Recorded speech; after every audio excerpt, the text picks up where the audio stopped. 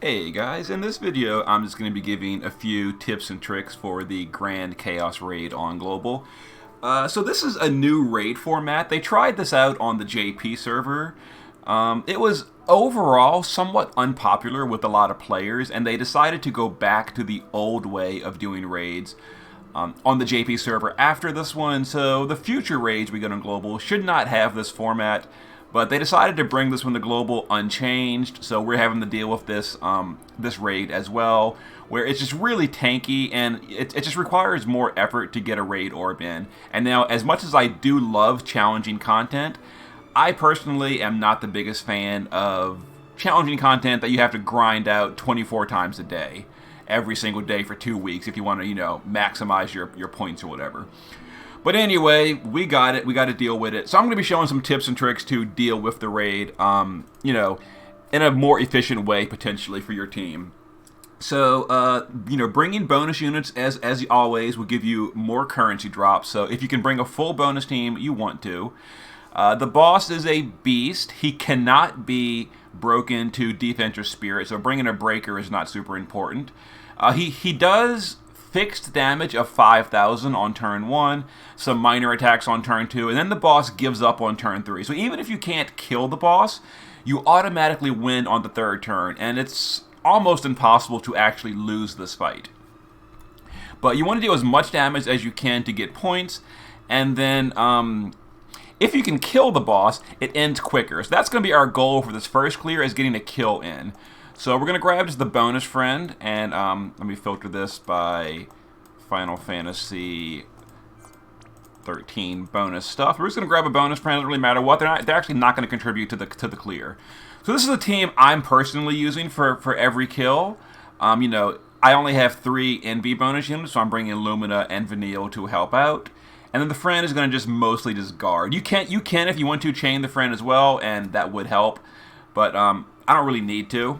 So this is the team we're going to use. By the way, I should mention, the boss is also vulnerable to disease, so that will increase your damage a little bit. So we're going to be killing him with Savior Lightning and Radiant Lightning chaining. Now we're going to be using Vanille. All she's going to do is imbue and imperil Earth Element and amplify. And of course, always equip Luck Junction on a unit for raids. This doubles your gil increase. It's just free gil. There's no reason not to. Always equip that if you have it. Lightning is going to imperil Lightning for us. This is not super important because we're actually mostly using Earth Element, but the Radiant Lightning is using a skill that is innately Lightning Element, so we need to do this. Now, we gave her Summer Whip and Nagarok for Disease chance. This is going to usually apply Disease. It's not guaranteed, but it should most of the time apply Disease. Other than that, she's just really going to imperil Lightning on turn 1, and that's it. She's going to use her Lightning Imperil. I actually didn't level mine up all the way. It's only 110 Imperil. It's good enough. Lumina is going to do her 300% attack buff, and that's pretty much it. And then our chainers. Now, mine are geared really, really well, so, if yours are not geared so well, you might go to turn 2, 3, or even turn 3. But here's my Lightning, double hand, Beast Killer, etc. This is the gear I'm using. It's maxed out on Beast Killer and pretty decent attack. And then we're chaining with Radiant Lightning. Again, we are geared for Beast Killer and just decent attack, so there's the setup she's using. And she's got 250 Beast Killer. Now we're going to be chaining Absolute Mirror of Equity with her Bolt skill. This is a physical, naturally Lightning Element skill, and this is the reason we needed to imperil Lightning with the other one. Now you might be wondering, why am I not using Patron Light or Savior Lightning's Electric Blitz, which is an imperil as well. This is Bolting Strike frames, and this is what catches a lot of people off guard. The Bolting Strike skill of Radiant Lightning is a magical skill that uses her magic damage, and her base form is not a mage. You don't want to use her Bolting Strike skill in her base form. It's going to deal terrible damage. Now, we could Brave Shift her and gear her mage form and then chain the lightning stuff, but Brave Shifting a unit every single raid orb just adds one extra layer of tediousness that I don't want to have to deal with. So this is the team we're going to use. We're going to go in here and take this out. I'm going to do two clears real quick, just to show that after the first clear it becomes a really easy repeat. You can just repeat 5 orbs at a time, make it nice and easy. So Vanille is going to just use both her cooldowns on turn 1. This imbues us with Earth, amplifies Earth, and perils Earth, and it does break the boss's attack and magic, but that's kind of irrelevant. Regular Lightning is going to just triple cast Crashing Thunder to imperil the boss, also to apply disease because she's using a disease weapon. Lumina is going to do her How Long Before You Wake Up on both of our DPS lightnings. And we're going to chain triple Fatal Sweep with Savior, and then triple... we're actually going to do Bolt twice, and then Spark Assault is a slightly higher modifier. And you could chain the friend if you wanted to. We're not going to need to, so we're just going to go ahead and chain these two by themselves. And there goes a turn 1 victory with chaining it up. Now, truth be told, most of the time when I'm just lazy moding this, not recording, I'll just use the repeat button. And the repeat button is not optimal. It typically it doesn't chain well. It breaks the chain. And the boss goes to turn 2. I'm just lazy. But if I felt like, try-harding and serious chaining, you kill it on turn 1. And it's quicker. But honestly, when I'm farming a raid for the 20th time in a day, I usually just push repeat and just don't care. And the boss doesn't die on turn 1, and then on turn 2 the boss dies. So let me mute that call for a minute. I will respond to that in a bit. So here, so at this point we can just push repeat. So you just go again, push reload, send those guys, and then send your chainers, and then you just kill another orb again on turn 1.